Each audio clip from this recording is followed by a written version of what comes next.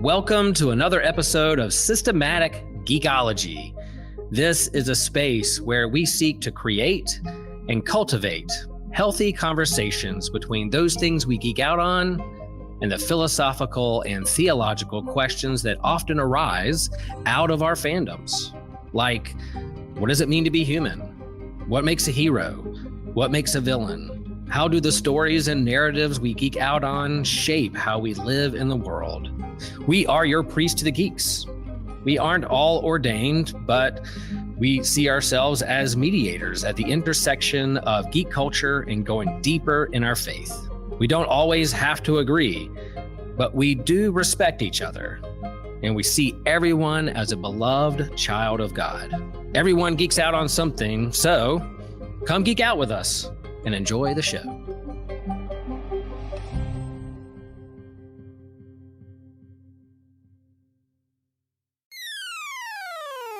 You're listening to an Anazao Ministries podcast.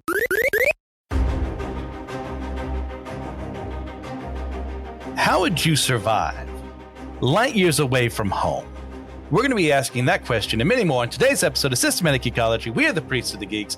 I'm your host, Christian Ashley, joined by my fellow co-hosts. Of course, the co-leader of the rebellion against Joshua, the one who keeps me honest at times, Pang Alangan Clyde. How's it going, Pang? Gosh, I tried to say Pang and Pangalangan at the same time, and you struggled a little. Yeah. I like no, it. Pang Alangan. Yeah, that's fancy. It is. It was kind of like, well, with my sister's graduation, they like skipped her first name and they accidentally went they used our last name Pangalangan as like her and now Pang A Langan Clyde, as it was like the first middle one. Funny. Yeah, and it was like we paid $50,000 for them to get your name wrong. Excellent. And that other voice you hear, and if you're on YouTube, that close-up you see is, of course, the face model himself, TJ Blackwell. How's it going, TJ? Good, thanks. Yeah, for listeners, he says face. It's not.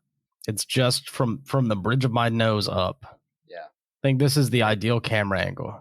Yeah, it's like, Moses only seeing the back of God. Like you can only see so much of TJ, the glory of TJ. Otherwise, someone just died there because he moved a little bit. Sorry. It's okay. But guys, this is part of our All Reading Count series. For those of you who don't know, this is essentially one thing we like to do as best as possible to cover different forms of genres where you'll read. And we're, of course, choosing manga this time around, if you looked at the episode title or anything. Guys, what was the last manga you read besides this one? So you mean like just a chapter, like for the ones we're up to date with? Or do you mean like binge? Either one. And do you believe manga, does webtoons count with that? Or is it just... I think that's different enough that we should count it as a different thing that we could cover on the series. Yeah, I would not be opposed to doing manhwa later on. Okay. I have to log into my thing to see what manga I read last. Okay. So to answer your question, it can either be a single chapter released week to week or what you last binged. I'll leave that up to you. Okay, I'm just gonna give both. The last thing I binged was Blue Exorcist. I caught up to current Blue Exorcist. Really good, by the way. Way better than the anime. But Jujutsu Kaisen, most recent chapter is. Yeah, I'm gonna read One Piece when we're done here. Yeah, Jujutsu Kaisen ending fairly soon. Oh yeah. Yes. Or not. We'll see. Pang, how about you? It's a little romance manga called Pink to Habanero. So it's just romance. It's completed. That's all. Pink to Habanero. It's your classic little school romance. You read them once, you read them all, but I keep going back for more. Fair enough. Mm-hmm. Mine would have been I caught up the Chainsaw Man again recently. Loving it very much. Very confused by certain things that are happening, but at the same time, I'm along for the ride. Oh yeah, no, I'm on Fujimoto's wild ride. It's crazy now. Yeah, it's so crazy. So guys, this is part of our All Reading Counts series. One thing we do like you to know is that you can find the other episodes down below in the description of this current podcast episode as well.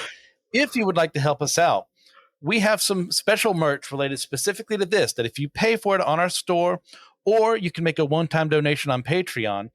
You get the bonus episode, bonus question for this episode, and all proceeds, they don't go to us, they go to our local libraries. So if that's something that interests you, please send that money our way. We will donate it in your name for that sake. So TJ and I have been on a couple of the past All Reading Counts episodes, so we've been asked this question before, Pang. But what do you mean when you think about the term all reading counts?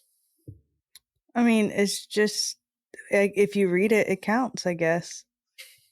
Fair enough. Okay, that's your 3D chess answer for that. I'm just kind of like brain answer. I mean, if I read it, it counts. Like you can read a manual, that counts. You read directions, that counts because you have to process it. I'm teasing, but Pang is absolutely right. And that's one thing TJ and I both said on separate episodes for that answer. So unless you want to go into further detail, TJ, I think we can skip ahead. No, if you read it, it counts. Generally speaking, at least.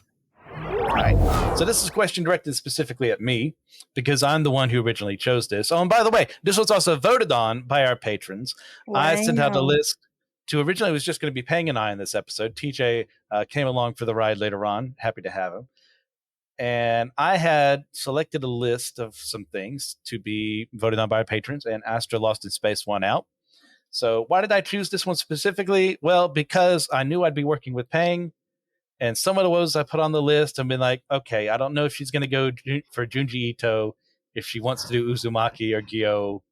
I don't know if you would like Pluto or not. You might like Pluto, Naoki Urasawa. I mean, I'll read anything. I figured for the most part, if there was something I could get Pang on along with me for the ride, it'd be something with a little dash, a little sprinkle, like a little. It's like when you add a little nutmeg to a recipe. Like it's just a little elevate. We should do Junji Ito though. That's an entirely separate episode on an entirely different topic, but I'd be up for it.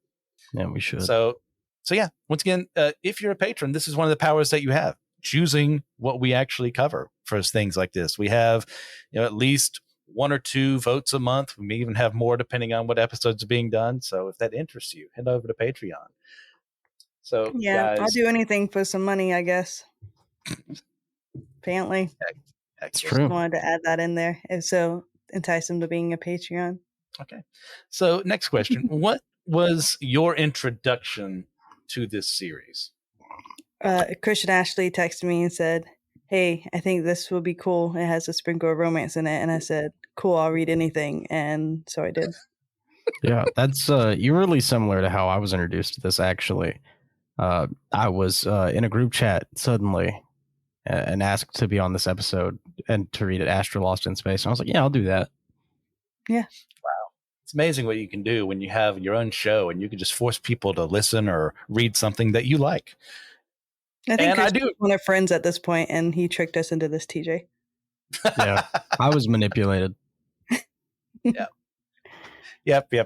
So, unlike my co-hosts here, I actually watched this first as an anime a couple of years ago. I think this was around when COVID began, and had heard about it before. I knew it had something to do with Shonen Jump at one point in time. I knew the author had like an illness or something that prevented him from getting stuff done. So watched the show, fell in love with it, then read the manga to get to parts of the show that weren't included because, there was only 12 to 13 episodes that can't include everything in a 60-some chapter manga. Really enjoyed it and realized, not as many people have watched this. So you're out there and you're thinking, well, this was your best example of a manga to choose. Well, another reason I chose this one is because it's fairly short. And I wanted to give people plenty of time to catch up to everything. As much as we love One Piece, My Hero Academia, Jujutsu Kaisen, so on and so forth here, there's a lot to catch up on. And yeah, sure, we probably could have done some of the series since we're caught up on them. But for you guys, if we want to introduce you to something, why not do something a little smaller to get you dip your toe into the manga world? This would be a fun one to do that with. So in so doing, what genres would you say that this story has? Oh, sci-fi, thriller, I wouldn't romance, say thriller. Maybe. You wouldn't? I think it. I didn't. I wasn't thrilled.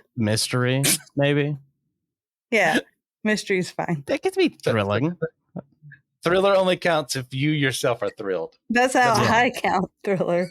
Okay. Mhm. TJ, what's your justification for thriller? I mean, I think it's there. Okay. You know, it is a thrilling mystery because you don't know, at least early. So yeah, I would say mystery, maybe suspense, sure, but thriller, I feel like I would kind of have like pounding heartbeat and like the like it causes a reaction like thriller or horror does, and I didn't get that. Well, if we're gonna get real specific, then I've not seen a lot of horror movies. Then, Oh really?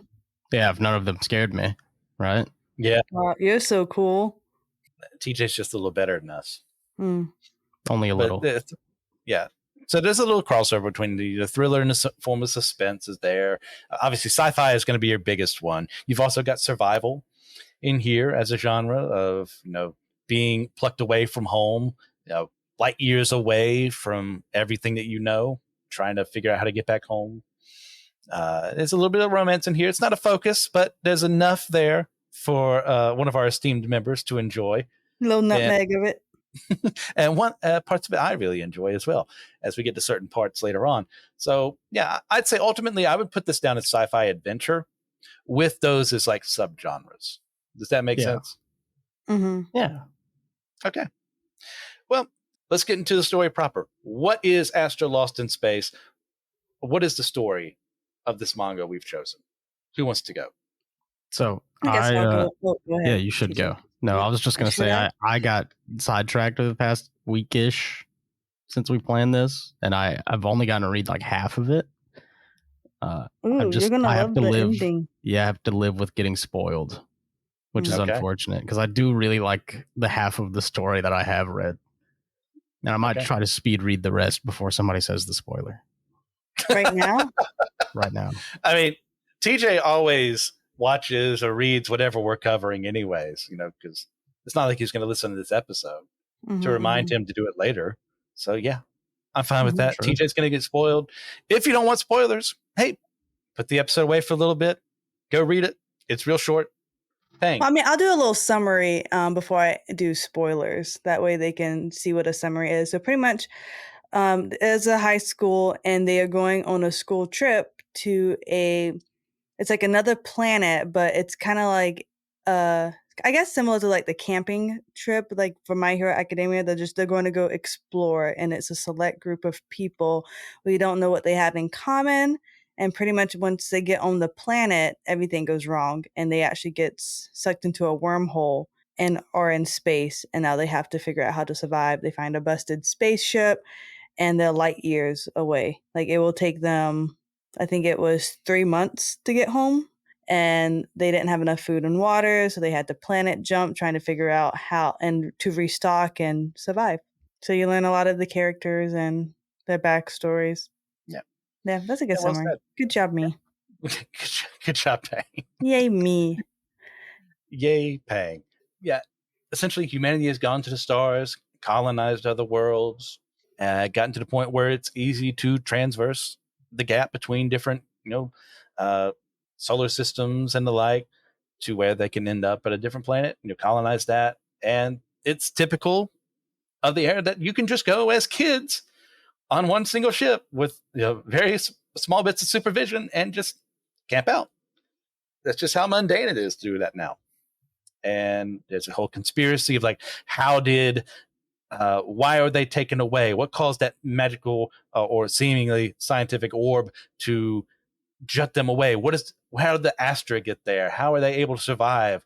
The Astra is a spaceship, by the way, guys. Yes. Who wants them dead? Is it just everyone? Is it one of them? Is there a traitor amongst them? This story is a lot of really good fun. So yeah, that's for the brief summary parts, and we're going to be covering spoilers later on. Some of the questions I'm asking. So sorry, TJ, buddy, but here we go. That's my fault. That's okay. I don't know. Is that more Chipotle's fault? But it's going to be great because you can see how good we did. You're really, think of it, you're testing us to see how well we read when you go back and read it. Mm-hmm. Yeah, I'm going to take notes, and I'm going to be like, oh, well, Peng was wrong about this. Oh, yeah, well, good luck with that, because as my husband and I just talked about this morning, I'm hardly ever wrong. Mm-hmm. Yeah. TJ will release his patch notes for this episode later on. Yeah. It's going to be a small update. It won't certainly break the game like with a certain other Star Wars game that just came out, but that's its own separate issue. So what we always kind of like to do with stuff like this is actually talk about the characters. Guys, do we have a favorite character in this story? I feel my like images give away mine. I have to say mine is Aries because my zodiac sign is Aries. Okay. Yeah. I do like Aries and her design a lot because she has like the little things on her head and it makes her look kind of like a goat because she's Aries. It's a ram. You're a ram. Exactly. Aries is a ram. I don't play a ram. I don't play League at all. If somebody does play League of Legends, let me know if that joke was funny for you. All right. Yeah. We'll play test it later for audiences. No. So yeah, Aries. What about Aries do you guys like besides her design?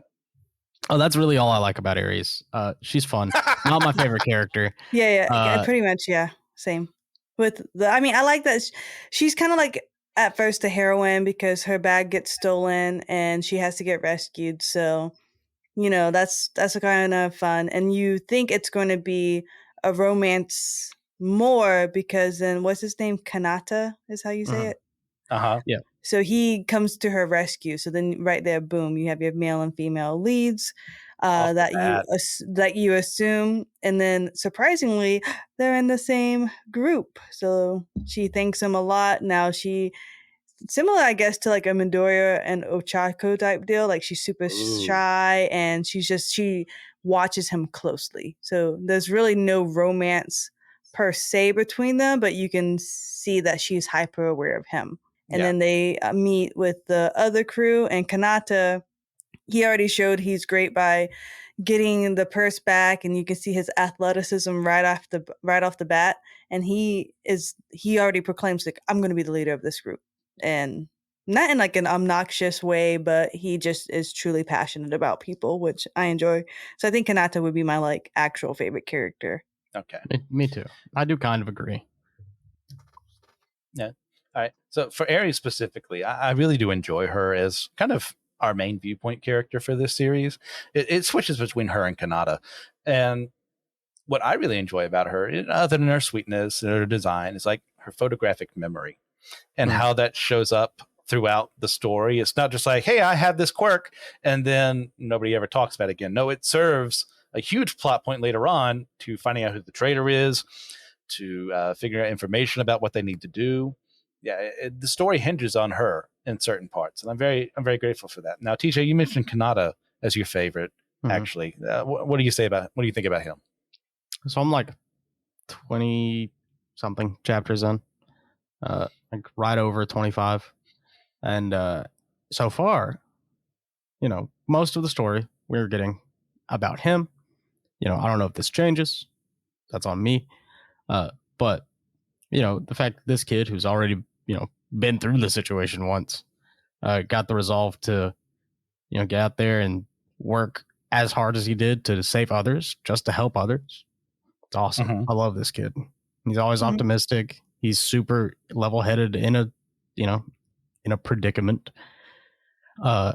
Being a decathlete is a really cool backstory for a character that we have like in, well, I'm going to call it modern times, but future times, which I can only assume will get even rarer as time goes on, because most of the decathlon events are just outdated even now, and there are very few decathletes. It's awesome. It's cool. It's like, a javelin thrower that could pick up a javelin and kill something with it? Yeah, not many. Yeah, and also super convenient backstory. It's like, oh, how does he run so fast? How does he jump so well? How does he throw so well? His dad was grooming him to live on his dreams. Yeah, we're going to cover that in a minute, but we will. We'll cover a lot of abusive parents in a little bit, but only after I talk about my favorite character. If you're on YouTube, you see her, Quitari, however the heck you pronounce her name. I love her so much. I'm a fool for a tsundere character to begin with, but Her kind of like standoffish behavior to bit can be like, okay, I don't really like this girl. But when you actually learn about her, who she actually is, why she's so protective of her sister, like her relationship with Zach as well, and the two of them like kind of humanizing one another really helps. And the fact that she essentially serves as our doctor for this trip, and that's only because she has a little bit of medical training compared to everyone else. So you're kind of put in a position of, well, yeah, I don't know what these diseases are. I don't know anything about this, but I'm the closest thing we've got. And there's a bit of stress that comes with that, but she actually perseveres, goes through with it, and breaks out of her shell to become friends with these people that she declares early on, I'm not here to make friends. And yet by the end, like, she couldn't be separated from them.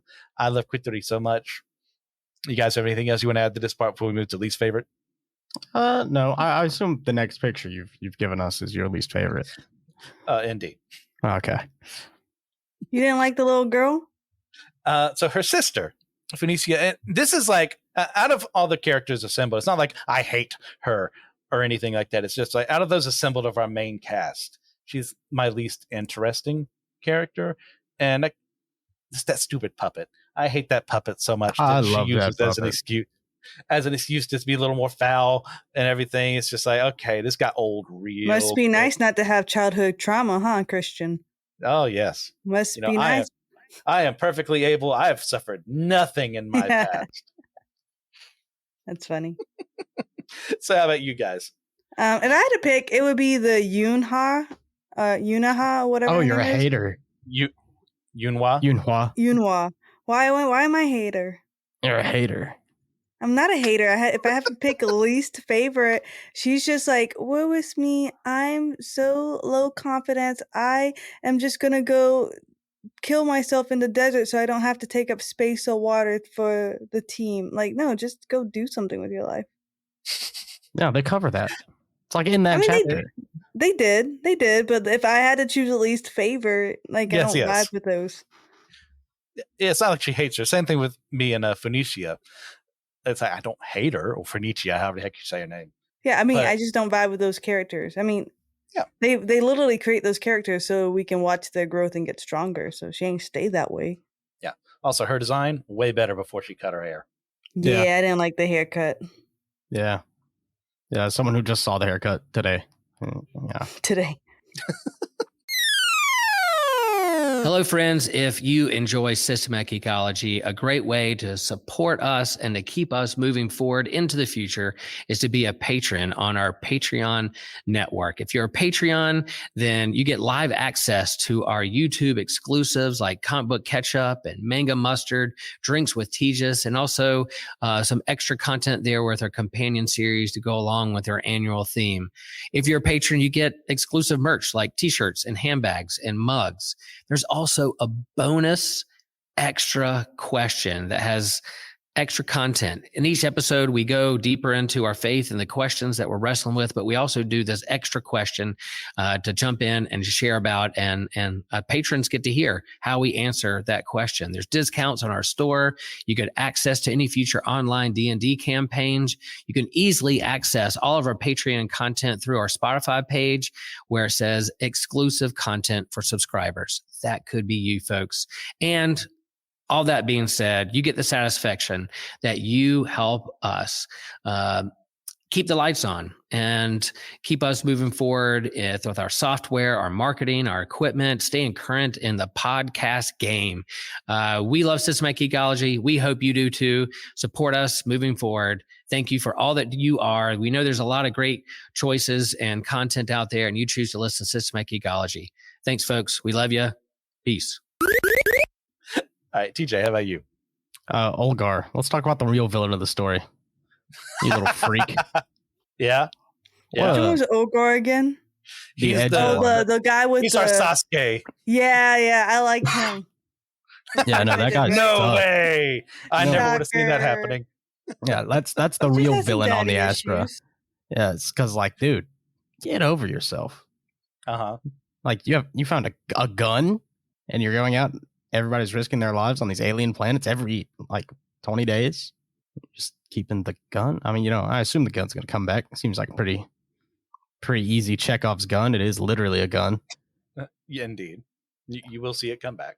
Yeah. But like, dude, come Yeah. on now. Just help. Yeah, Say it's you and Olgar 8 other himself- people. Yeah, I agree with you. He's one of those, like, and as opposed to Quiteri, who kind of grew on me, and to where she ended up as my favorite character. She started off standoffish. He starts standoffish as a huge, jerk. There are other words I could use. And even over time, as he starts to lose certain aspects of that, it's not enough for me. Beyond what you've seen, TJ, he does mellow out a little bit, but it's not enough to me to say, yeah, I'm on your side, buddy. Yep. Yeah, I don't like that guy. Okay. Anything else before we move on? Nope. Yeah, get your hair out of your face, dude. Put the hair in the beanie. There we go. Like, So it we can't talked feel about favorite good. character, least favorite character. How about our favorite scene or moment from the story? I'm not gonna choose the romance scene because you guys will all assume, even though it's not between Ares and Kanata. It's not. Just shoot. It is Just not. be truthful. Just say, What? is that Yo, your you wanna favorite know- scene, Pang? No, Be it's true to your not. heart. I'm not gonna say it. I liked whenever they cornered the actual traitor. Yeah, because at the beginning they got into the Astra and they had like a little difficulty, but when Zach Walker, which is like the genius of the group, noticed the controls, someone cut out the communication thing. So we knew there was a traitor from like the very beginning. And Yes. so like as you're watching these relationship and hearing these backstories, you're always wondering like, could that be it? Could that be it? Which is how I knew Ugar was in it, because they made it so obvious, Yes. that we would assume it was him. So I knew it wasn't going to be him. So whenever they I don't want to say who it is, that way if someone wants to watch, we can. we can. You do it. Is it I'm not going Phoenicia? to spoil it. No. Oh yeah. Okay. TJ doesn't know. That's a I good don't know. guess. Fun. Why do you say Phoenicia? I never trust it when there's, a group of suspects and one of them's a child. Well, it can't be the kid. Nope, it's not her. Okay, yeah, a solid guess. It is a solid Incorrect. guess. Okay, what's your second guess, and then we'll tell you. Oh, a second guess? I just don't trust that kid. Is it the puppet? Are you guys distinguishing between Phoenicia and the puppet? No, it's nothing to do with her at all. Okay. That would be a heck of a twist. That would It's be like really Chucky. funny, actually. It's Yeah, really the puppet's just an evil. off-brand Chucky. Mm-hmm. Is it Ares? No, I would cry. No, also a 'Cause good guess, That could have been. Who is it? but it's actually Charse or Charse. How the heck you Oh, say yeah. his name? Which that makes I sense. did suspect him Uh-huh. as my like first choice, because he was just too friendly. You know what it is? He's spoilers for My Hero. Sorry, wrong episode. He's like Aoyama. He's literally just a sparkly, pretty boy. Mm-hmm. And this came out like right after that, right? Like 2016-ish.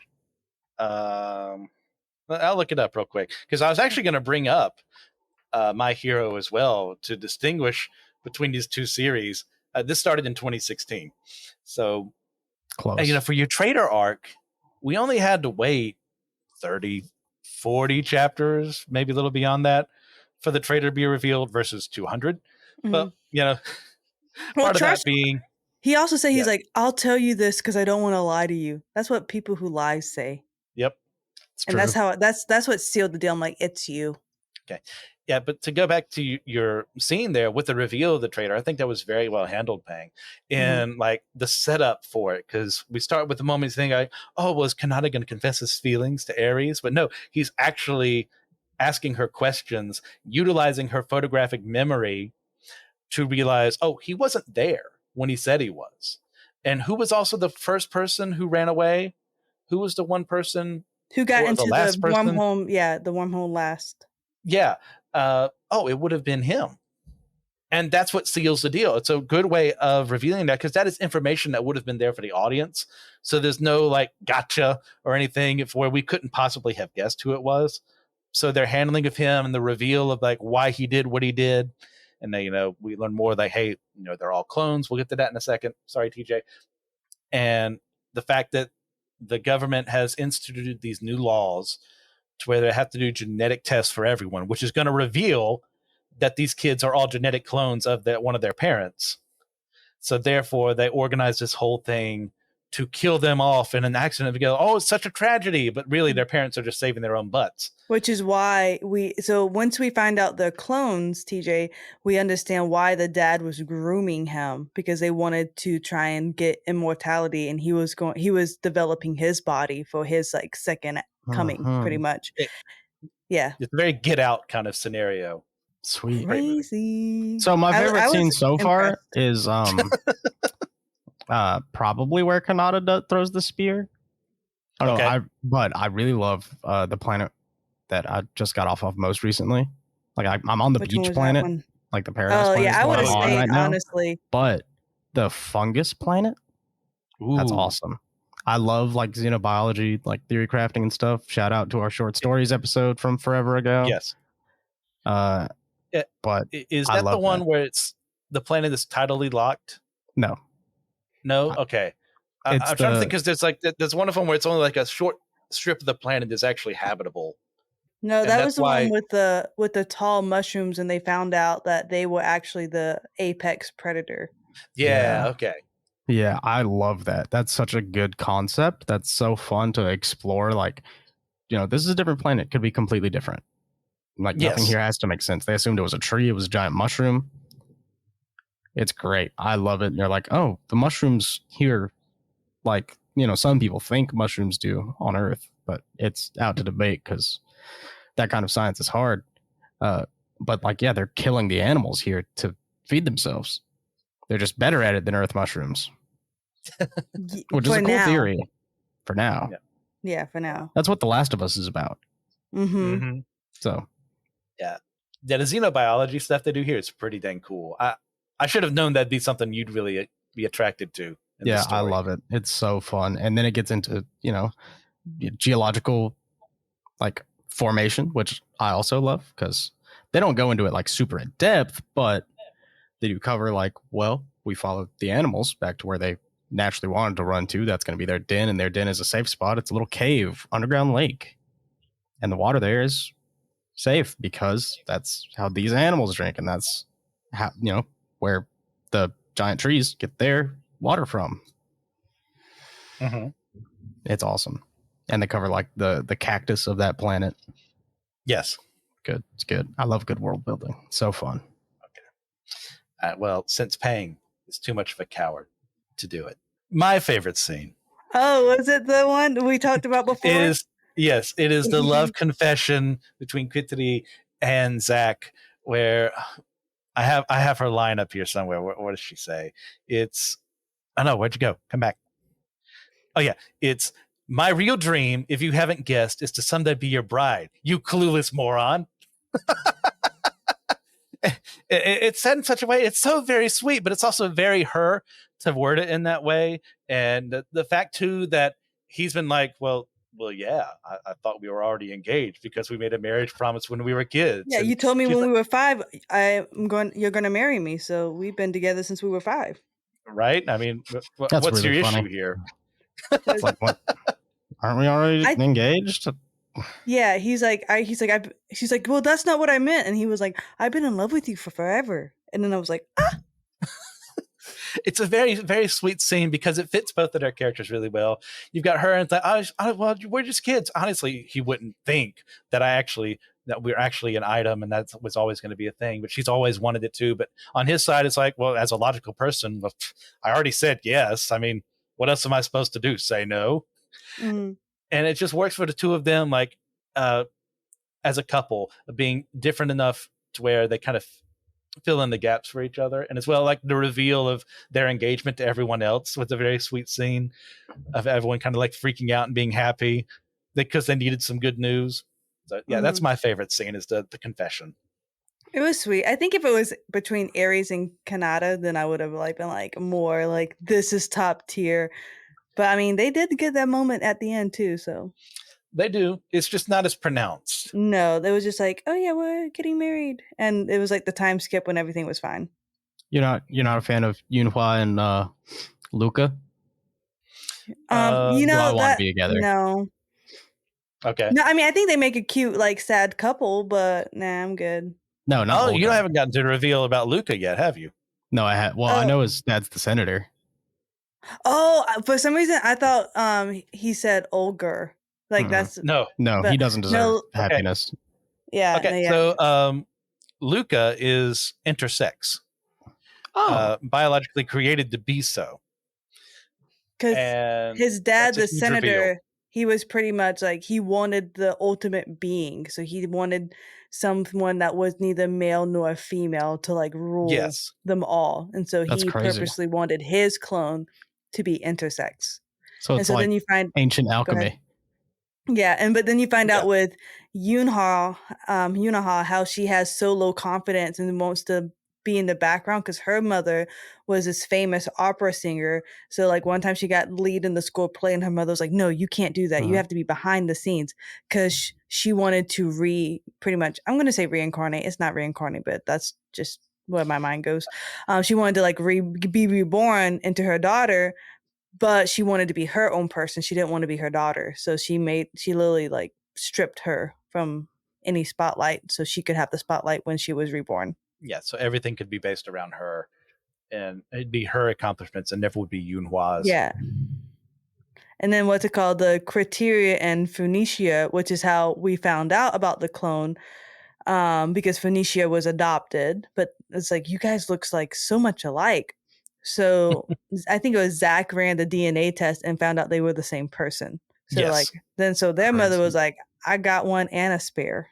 Just in case. Which is now we know why Ares was transferred at the last minute and all that stuff. Because we find out for her that the woman she's based off of didn't consent to this, and it's actually a princess of one of the nations, well, actually one of the planets around there, and she's been raised by one of the maids of the what would be the biological, no, not the, sorry, goodness gracious, I'm confusing my scientific Well, she was term. the maid was She was the surrogate. surrogate, yeah. Yes, of the princess as a clone, for however the heck that works out. Cool. I mean, okay. So moving on from there, a major reveal in here, actually, before that, a fair bit of the manga covers the fact that the children, most of them, come from abusive homes outside of Ares and families. So how is this handled in the story, and what do you think this story has to say on that issue? That's why I was so shocked that they didn't just stay at the Paradise Planet, because only Ares ever felt loved. So Yeah. I think they handled it well, because I feel like if you come from any kind of neglectful parent situation, like they kind of covered all the bases of it. I don't know. My stance on cloning is a little weird.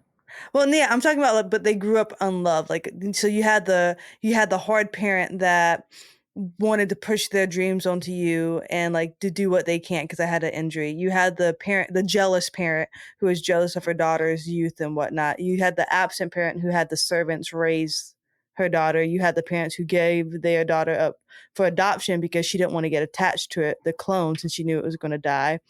You had one parent who treated their kid like a servant, who and just a pawn, and the kid knew they were a pawn, which is how we found out why Charles was the spy, because he was like, I die for the king.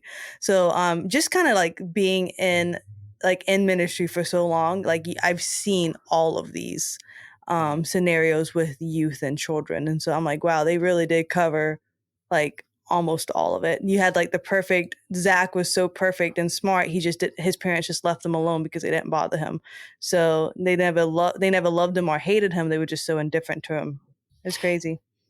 So my thing is, if I cloned myself, I would not want to treat them as their own person. They're me. I mean, yes, but they didn't. Only Charles knew. Yeah, biologically, they're me. So they should be me. No, they should be raised under different nurturing versus the same way you were raised. You were raised in a certain way that led you to become who you are. Mhm. They need to be raised in a way that leads to who they are. They're not you. Nope, They're just a copy of you. They are me. I don't know. I'm on their side.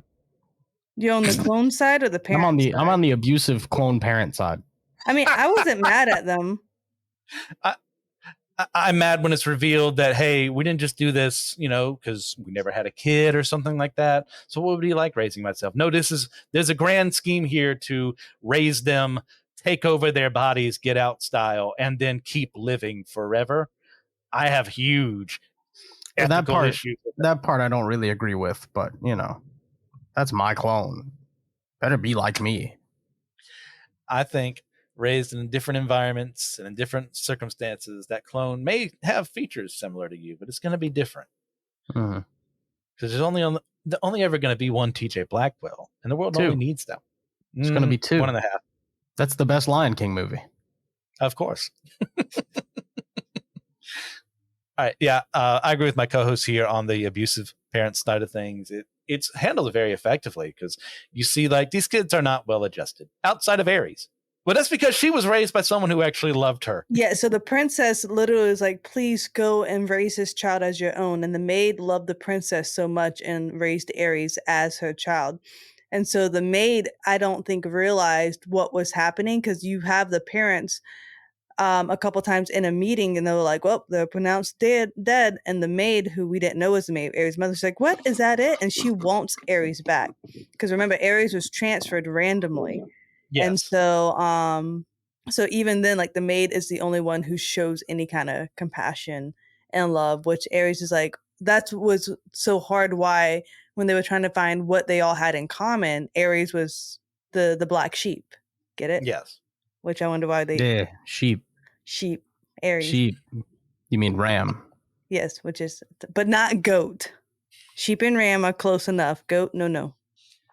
Isn't goat Capricorn? Yeah. Okay.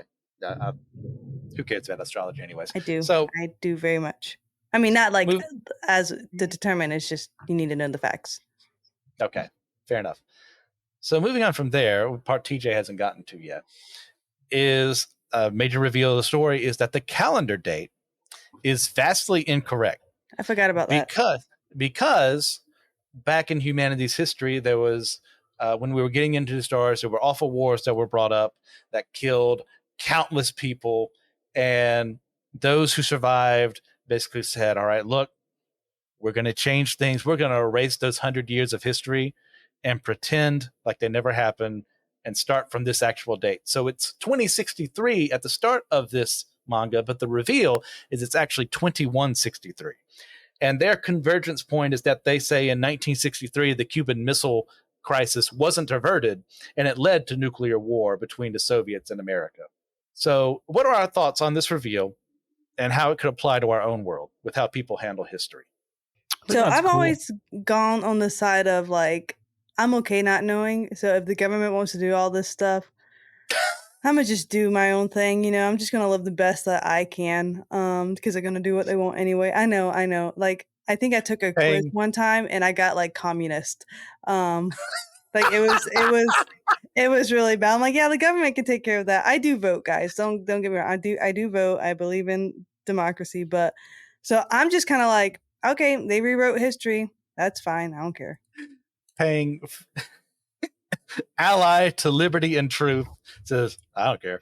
I really don't. I'm like, if you think that's best, I don't need to know the truth. I only got one life to live. I'm going to just live it the best I can and do what I can control. I kind of agree. Okay. Like I definitely can do something about it. But, like, is it worth it? Yeah. Like, I could run for office. I could kill a politician allegedly in Minecraft. And I think if politics, and I'm sure it's similar in that realm too, because you see the corruption of the senator. Because once a senator goes into office, they have to raise, like, they literally have to start fundraising. You know what I mean? And it's just, it's all about, like, literally kissing babies, shaking hands, trying to get people on your side, trying to get, like, the majority vote and whatnot. And you're just like, what do you actually get done? And so, yes, voting matters, like, learning parties matters. But I'm just like, y'all are going to do what you want anyway. South Carolina is always going to be a red state. Probably. Yeah. And if it's wrong, I'll eat my words. But realistically speaking, I don't think the Cuban Missile Crisis ending in nuclear annihilation for a country would have advanced science this much. Maybe in 100 years, when I'm on life support, still releasing systematic ecology episodes. And if we're close, I'll be like, okay, I was wrong. But I doubt it's, war does advance technology, but not that kind. Yeah, I find this whole scenario very fascinating because how they learn about this is they stumble upon a Russian astronaut, cosmonaut, who talks to him about, hey, and I really wish I'd add this question earlier on because I'd forgotten about it until I reread it before we recorded. What do you guys know about God? What do you guys know about the actual history of things? And they don't know anything. They don't know who God is. They didn't They know don't what know Earth about the was. actual history of the world. Oh, what Earth is. Mm-hmm. And that shakes her world because she's been in cryostasis for 114-ish years, I think. But it was 112, but we thought it was only 12 for the longest time. Yes, that's what it was. And that changes everything because anyone with that amount of power is someone I can never trust because they have rewritten reality for their own sake and devices. There's a noble sentiment around the idea of let's not repeat the past, but then you remove the truth from it.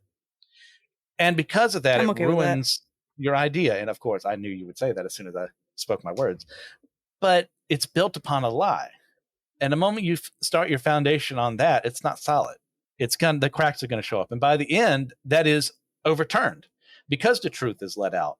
And those people in power who were utilizing stuff like this aren't so much in power anymore. So would have been a lot better for you if you'd stuck by the truth instead. Anything else from you guys before we move on? I think copying One Piece and having a void century is sick, and more series should do it. Okay. Yeah. And how much is, it's an entire 100 years as well for One Piece. Mm-hmm. Which new revelations coming out with every new chapter. Yeah, we're seeing how it generally doesn't work, so don't try that in real life. Don't tell me what to do. I dare you. I'm too lazy to do it. I dare you. Skip 100 years. Okay. Anyways, so another theme of the story is the idea of found family and how one can form through various circumstances. Do we think that this is portrayed well in the story? And what are our thoughts on making a found family in our own lives? I think it's great. So far, it feels it's very real to me. I love my friends, my found family, and my real family. Just so we're all clear. Well, I think it's done well. They're kind of forced into it here. But that doesn't change the fact that, they're stuck together. They're going to be a family, whether they like it or not. I like that they showed the bonds of family. So even though they're not blood, because obviously technically being clones, they are blood.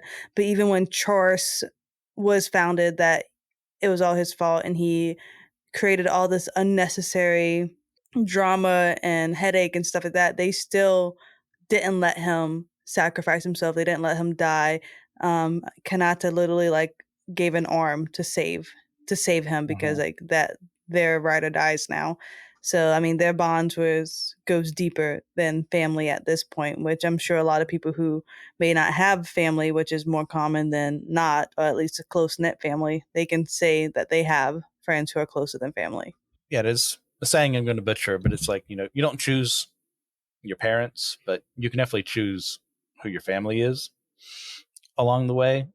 Like not everyone grows up in a stable, environment where, mom and dad are loving, looking after their kids, wanting the best for them. But some people do. And even then they can still find a found family. And I've done that several times. My mom and dad are some of the greatest people I've ever known. They've looked after me. They love me. But I also have to grow up and get away. And yeah, I'm going to come back. Yeah, I'm going to have, Christmas with them. But while I'm elsewhere, I have to find friends. I have to find other people to live in community with because as much as I hate to admit it, I'm a social creature just like everyone else. I can't live by myself. And what the series does well is it establishes how they become that found family. There's no for the sake of the plot, we're now friends. It shows it slowly, gradually how they start coming out of their shells, how we start learning more about their backstories, about how they can, connect with each other. And that takes getting out of the hedgehog's dilemma for our Neon Genesis Evangelion fans out there of, if I reach out, it might hurt me, but it's worth it in the end because to remain by yourself is terrible. And this series does it really well, in my opinion. Yeah, it was pretty good. I liked all the characters' development for just a 49 chapter manga. Yep. All right. Anything else? Can't wait to finish the series. Okay. All right. So as we mentioned earlier, we find out that the protagonists are clones of members of their families. What are our thoughts on the issue of cloning and how it's treated in this story, beyond what we've already said? I mean, Dolly was a sheep that we tried to. I just like that sheep keeps on coming back into it. It's fun. True. Yeah, I didn't even think about that. The first cloned animal we have was a sheep named Dolly. Mhm. I mean, it's just one of those, because to me this is sci-fi, so I'm like, and I know we've tried it, and like it's so much with stem cell research and like reproducing cells and cloning them. Like I know, like this is not so far off, you know. Like it's still sci-fi, but I'm like, we might actually obtain this in like 50 years. Like it's not impossible. So, if it's ethical, if it's not ethical, like you can literally compare this almost to. I wouldn't compare it, but like if someone cloned for the child, like I know some Christian organizations, not me, but they frown on IVF, you know, like so how much can you take creation in your own hand when leaving it to God? So I mean, I'm at the point, if it happened, I'd be like, oh, that's cool, but then I wouldn't care. Government can do what they want. Yeah. As far as cloning humans go, I think it's generally a bad idea to try and clone an entire person, because that's, I do agree with what you said earlier. There's one you. That's the way it should be. However, the purposes of human cloning for organ growth could be massive. Not have to wait forever for a kidney. Yeah, you just have to wait for your new heart to grow. Mm-hmm. Well, that's the thing, though. You create the new heart, or you create the whole person.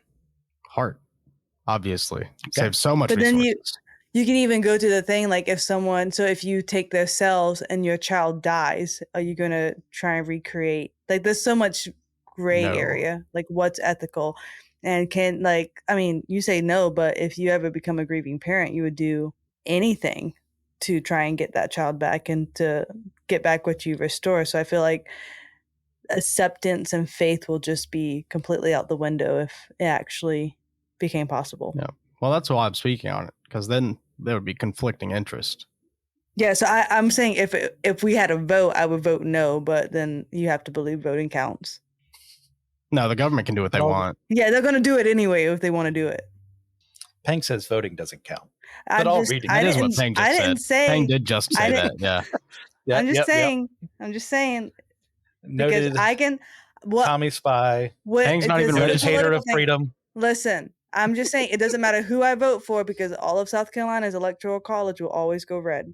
So in that case, I do not believe that vote counts. You have to vote smaller.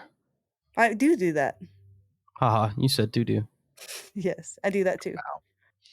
Gross. And absolutely riveting conversations we're having. So to get us back on track. Mm-hmm.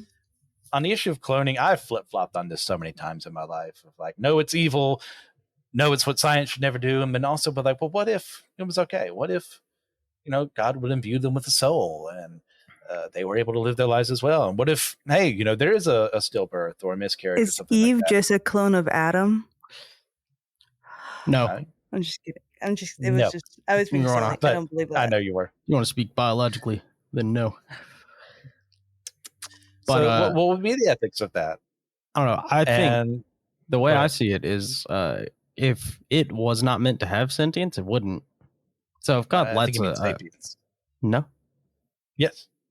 I don't. Sapience versus sentience. A rat is sentient. Human beings are sapient. No, that's what I'm saying too. I mean, so you're saying these clones wouldn't have sapience? No, I'm not. I'm just saying if God wanted a sentient creature to exist or not, that's what would happen. Like God wanted cloning to be completely unviable forever. So if God wanted human beings to fly, he would have made planes. Yeah. God was meant to fly, he'd have a pair of wings. I don't know. Okay. Kind of torn. But no, that's not the same as what I said, and you know that. Yeah, I know. I'm just messing with you. But for the most part, on this issue, I lean towards caution.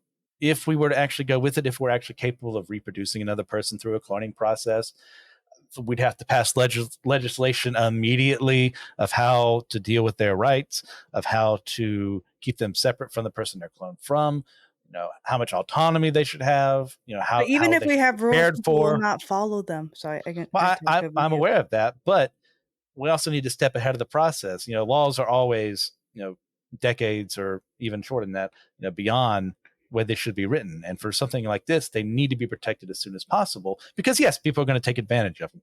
Yes, once the technology is made, people are going to make organ farms where they can just sell organs to people versus actually having a more financially responsible, not financially, a more ethically responsible way of producing that for other people. But then you have Right. the ethics of the clones. Do they have the same rights? So now sex trafficking, why do I have to go steal this little girl from Indonesia when I can just create a little girl and she's not real? So now this man can do whatever she wants to her. And are there so I'm saying there's so many laws for sex trafficking to prevent. There's so many gun laws to legislate, but people still don't follow them. And it's still a Mhm. problem.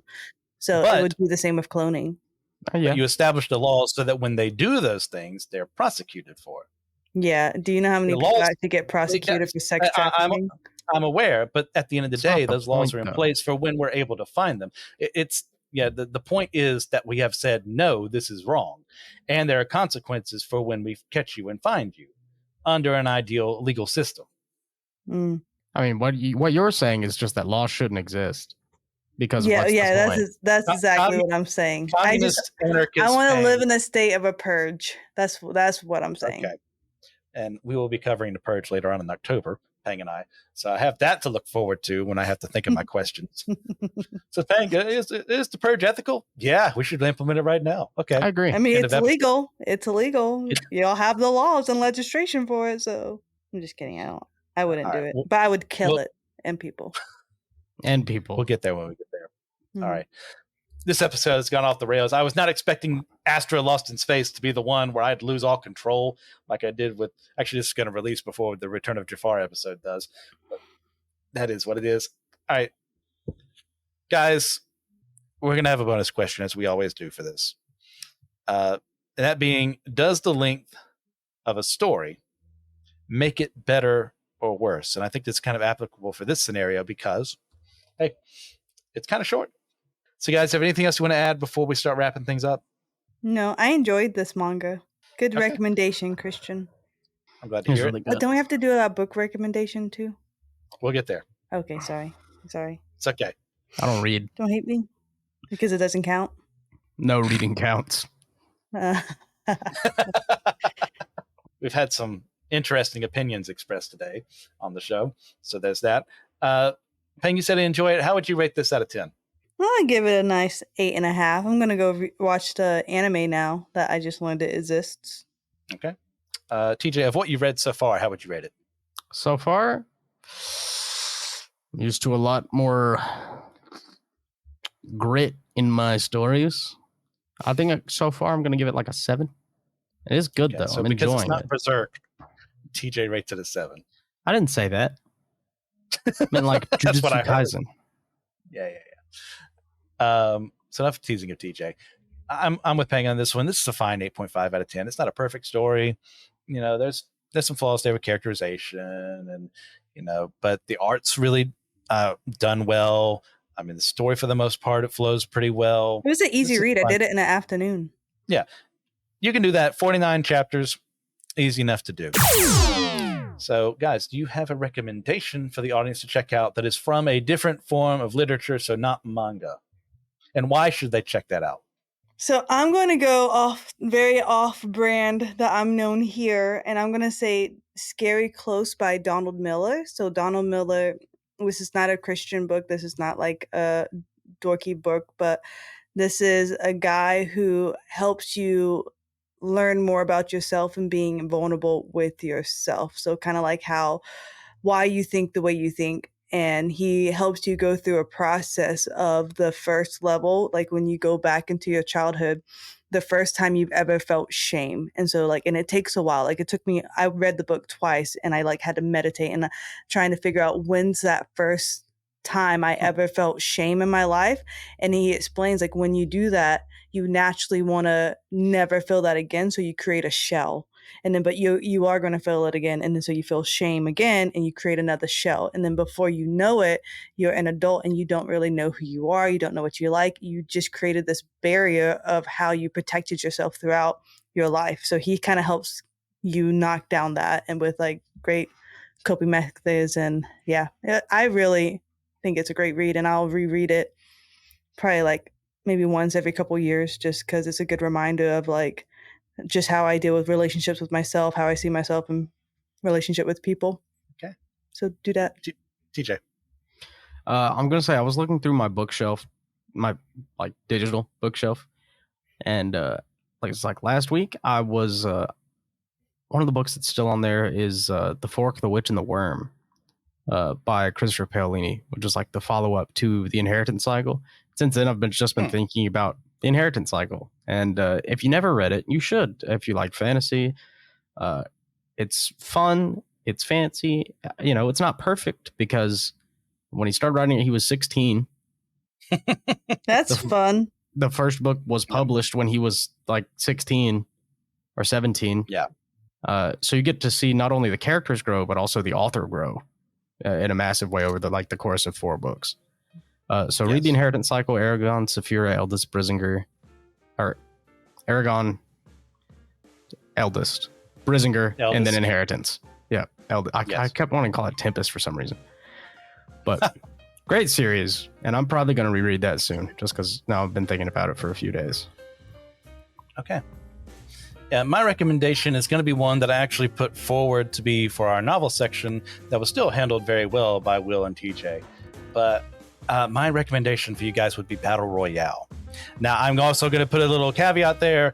If violence and violence against children and children committing violence against each other is something you're not big on, avoid this at all costs. I don't want to send that your way. But for those of you who are able to deal with that, this has a lot to say about our modern society, about weapons, about how we treat one another, about how the government shouldn't be able to do whatever it wants, okay? And many more. They shouldn't, but they do. So there's that. Guys, thank you very much for listening, for watching this video. Please, if you get a chance, just like and subscribe. If you're on YouTube, leave a comment down below. For those of you listening on the podcast, please leave a 5-star review on your podcasting platform of choice. Help us with the ratings there to find more people so we can get them the stuff that you enjoy. But let's find more people who want to enjoy it with you. As well, if you have any episode topic ideas you'd like us to do, feel free to send us a link or a recommendation our way, like we do to you guys on the show. We can do this at systematicecology@gmail.com. You can also send us questions. Since you gave us over 100 subscribers on YouTube, we're going to be doing later on, we haven't decided when exactly, but we are going to be doing a special episode where we answer your questions. So send those our way. We will answer as many of us hosts as possible on that show. By the way, thank you to our supporters, Aaron Hardy, Daniel Sigmund, Trip Fuller, and James Barrett. You guys are the best. Thank you for everything you do. But remember, we're all the chosen people, a geekdom of Greece.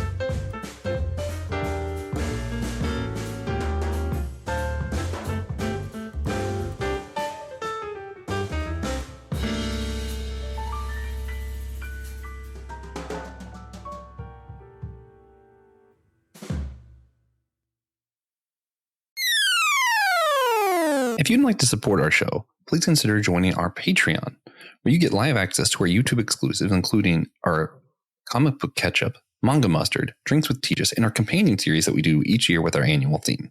You can also get exclusive merch, including t-shirts, handbags, a coffee mug, and a long sleeve shirt. We also have available bonus extra questions at the end of most of our podcast episodes. You get access to exclusive Discord channels, discounts on our store, access to any future online D&D campaigns. You get to vote on topics for some of our episodes. You can easily access all of the Patreon content right through Spotify now. So super easy. Go to our Spotify page at the top. It's going to say exclusive content for subscribers. If you're a patron, hit that button. You get all of our bonus content right there on Spotify, right with your regular feed. And of course, you get the satisfaction of knowing you helped a podcast in need. Our overhead includes editing software, marketing equipment, recording software, and a lot more. And there's a lot that goes into keeping the lights on here. And we really appreciate all of our patron subscribers for helping this show happen. Hello, friends. If you like systematic ecology, then there's a host of other podcasts in our network that we think you will like just as much. And so we're part of the Anazao Ministry Podcast Network. And we hope that you can hop over and subscribe with all the podcasts that are on our network. Like, for instance, The Homily, which is, hey, Pastor Will Rose's sermon here in Chapel Hill, North Carolina at Holy Trinity Lutheran Church. You have another podcast called The Whole Church Podcast, the OG, the originals, the beginner of it all. Yes, Joshua Noel and TJ working for unity among the church and having great conversations with the wide spectrum of those who are involved in Christian ministry and the church. You have My Seminary Life by Brandon Knight, who's discussing what he's learning in seminary, he is learning in his theological studies, and bringing to the surface those big things that we're wrestling with and thinking through theologically in the church and beyond. There's the Let Nothing Move You podcast from Christian Ashley, who is walking through the Bible in a very Bible study type fashion and walking through the biblical narrative. You have Dummy for Theology. I don't think Joshua is a dummy, but hey, he's going to lift up theological themes that he's thinking about and wrestling with. And maybe there's not a lot of answers, but there's definitely a lot of great questions out there that he's lifting up with some great theologians across the whole spectrum of Christianity. And then there's the Bible After Hours. Man, if you like to get risky, if you like to get controversial, there's this foul-mouthed preacher who goes through the Bible from a more progressive point of view, challenging the status quo of the modern church. Yeah, you don't want any kids around with that podcast. And then you have the Clydes, one of my favorite couples that I like to listen to. One of the hosts here on Systematic Geekology, Taylor and Elizabeth Clyde, go through weekly discussions and kind of a devotional, conversational method of what's going on in their lives, where they see God moving in their lives, and what God is up to in the world. So those are the podcasts, a part of the AMP network. Subscribe, follow. We hope you can be a part of all that great network with the wonderful podcasts at AMP.